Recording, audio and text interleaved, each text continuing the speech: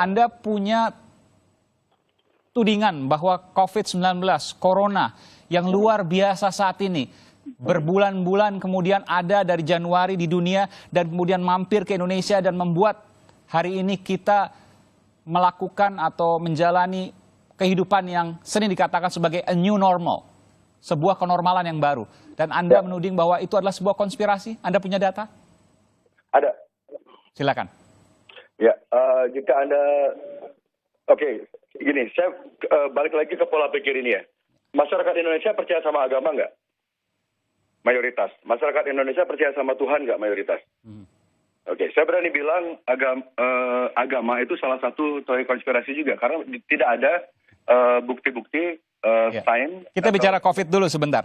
Ya, tapi ini kita bawa mindset kita agar lebih luas lagi. Jadi agar orang-orang tidak langsung mengira teori konspirasi itu adalah sebuah hal yang halu. Oke. Kalian tidak bisa double memakai standar ganda, menuduh orang yang percaya teori konspirasi adalah orang yang halu atau orang yang bodoh segala macam. Tapi Anda masih sangat percaya sama agama, sementara agama semua itu apakah ada data faktualnya? Tidak ada kan, semuanya masih berdasarkan katanya.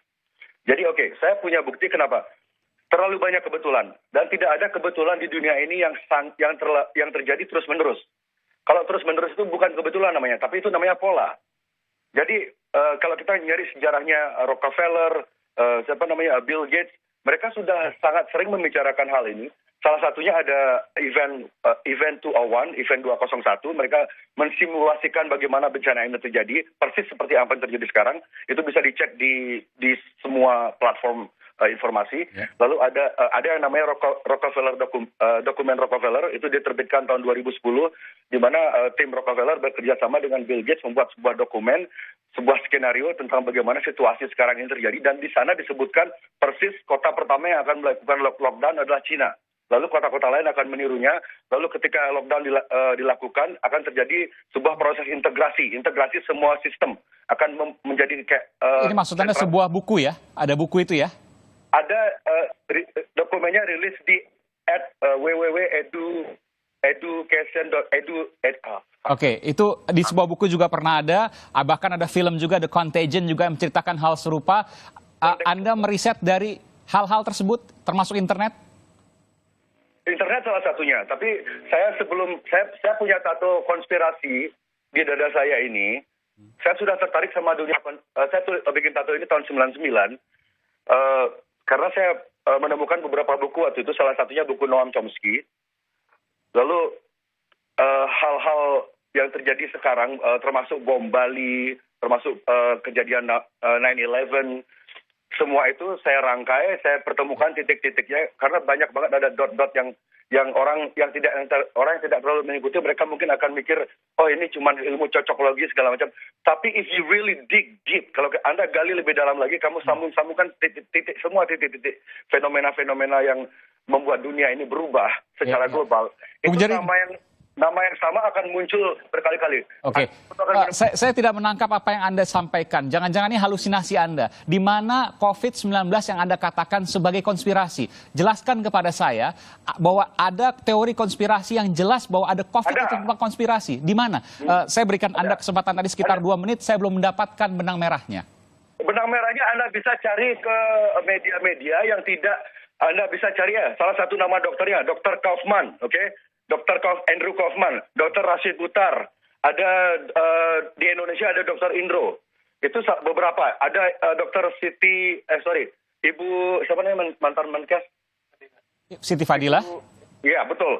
Orang-orang tersebut, sosok tersebut adalah sosok-sosok yang selama ini melawan narasi global yang ditetapkan oleh WHO untuk menakut-nakuti rakyat, dan mereka tidak pernah dapat jatah untuk tampil di media mainstream seperti ilmuwan-ilmuwan yang lainnya. Kenapa mereka tidak pernah mendapat jatah? Mereka bukan orang bodoh loh. Dr. Andrew Kaufman itu bukan orang bodoh. Dr. Indro bukan orang bodoh. Ibu Fadilah mantan Menkes bukan orang bodoh. Kenapa mereka tidak pernah mendapat jatah tampil di mainstream media? Karena ada narasi besar. Kita semua tahu mainstream media semua dimiliki di dunia ini, semua mainstream media dikontrol oleh kekuatan yang sama. Ada 5 kekuatan besar. 5 kekuatan besar itu mempunyai ratusan anak perusahaan untuk menciptakan ilusi ke masyarakat jika masyarakat itu punya pilihan. Padahal sebenarnya masyarakat tidak pernah punya pilihan karena narasi besar yang diangkat oleh media-media mainstream selalu sama. Takuti masyarakat ulangi kebohongan yang terus-menerus sehingga dia menjadi realita seperti yang dilakukan Nazi zaman dulu. Itu dari bukan Noam Chomsky ya, konstruksi realitas. Tapi saya ingin bertanya, sederhana sesungguhnya. Di mana konspirasi COVID-19 yang Anda tudingkan? Sesederhana itu pertanyaan saya. Ya, konspirasi ada banyaknya angka yang tidak sebenarnya, permainan angka jumlah korban. Salah satu saksinya, sukses nyata, kru drum saya, namanya Rizwan. Dia alergi makan cumi, saya ajak makan cumi di Ubud ya. Sekitar minggu lalu, saya ajak makan cumi di rumahnya Wayan Gendo, teman saya di Ubud. Dia pertama kali makan seafood, tidak pernah makan seafood seumur hidupnya. Besoknya dia alergi, dia cek ke rumah sakit, saya lupa namanya. Dia di swab test. Masuk akal nggak? Orang alergi cumi di swab test, dan dia harus bayar 850.000. Dan banyak dokter di Amerika sudah banyak bersuara, dokter-dokter di Amerika sudah banyak bersuara. Rumah sakit di Amerika dibayar untuk menaikkan angka jumlah korban. Jadi dokter-dokter dijanjikan bayaran jika mereka memberikan di sertifikat kematian itu sebagai korban COVID. Meskipun penyebabnya bukan COVID itu. Tunggu sebentar, apa relevansinya kenaikan angka COVID dengan teman Anda yang di swab test? Kan hasilnya negatif teman Anda. Ya, kebetulan dia negatif. Jadi sekarang kita bayangin aja, berapa banyak orang yang sebenarnya bukan karena COVID, tapi di swab test. Sementara orang yang menciptakan, orang yang dipakai standar emas, sebagai alat menciptakan alat tes tersebut, orang itu juga menyatakan, kalian bisa search di jurnal-jurnal, pencipta alat tes tersebut bilang, alat untuk rapid test atau swab test itu tidak komprehensif dijadikan alat penentu. Iya.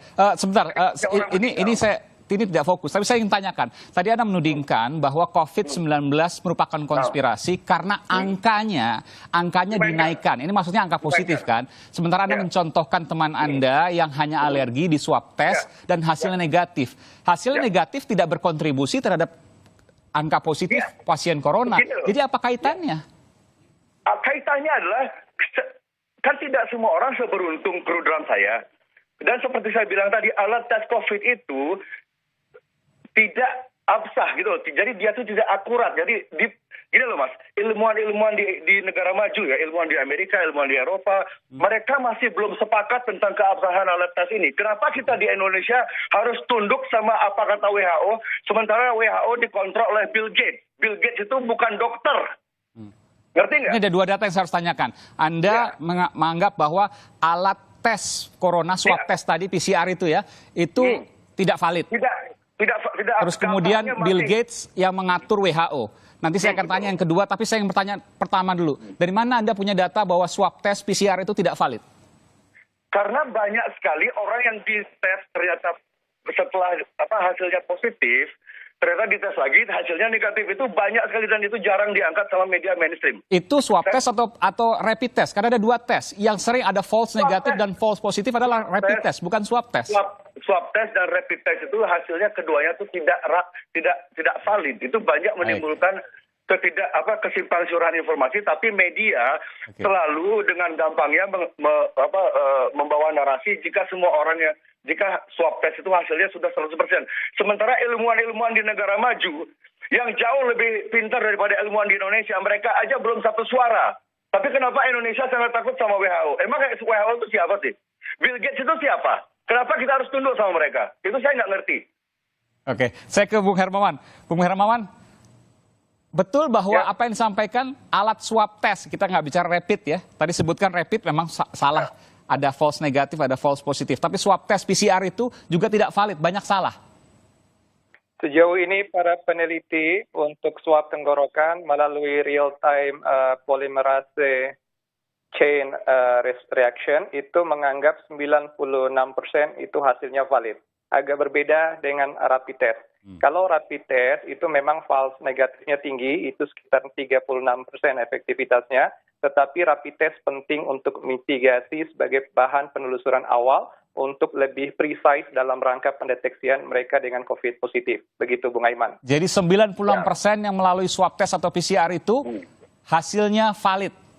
Ya. Ya, demikian menurut evidensnya. Maka kalau kami dari Ikatan Ahli Kesehatan Masyarakat selalu berbicara atas evidence-based public health.